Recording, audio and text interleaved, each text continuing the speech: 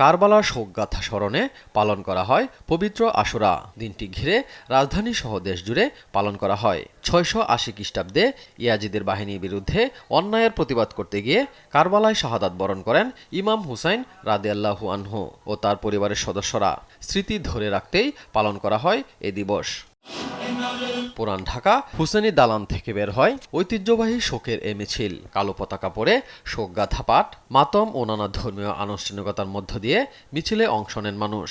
মিছিলটি পুরান ঢাকার বিভিন্ন সড়ক প্রদক্ষিণ করে। অংশগ্রহণকারীরা বলেন, কারবালার শিক্ষা অন্যায়ের বিরুদ্ধে দাঁড়ানোর শক্তি দেয়। আগামী প্রজন্ম যেন সুন্দর ভবিষ্যৎ গড়তে পারে, সেজন্য সমাজ থেকে সকল প্রকার অন্যায়, অবিচার, জুলুম প্রতিরোধ করতে হবে, তাদের বিরুদ্ধে দাঁড়াতে হবে। তুমি যদি হুসেনি না হতে পারো তো কিছুই হইও না। তা আজকে সবাই হুসাইনি, নবীর যত উম্মত সব হুসাইনি।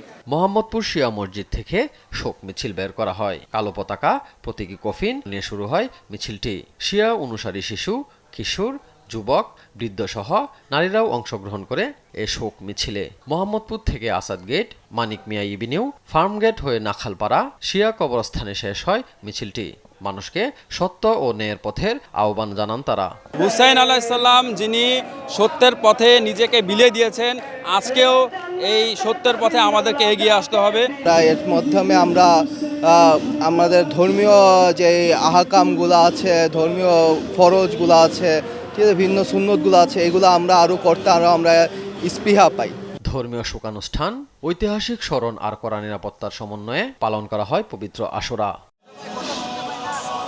এ ছিমেল, দেশ টিভি, ঢাকা।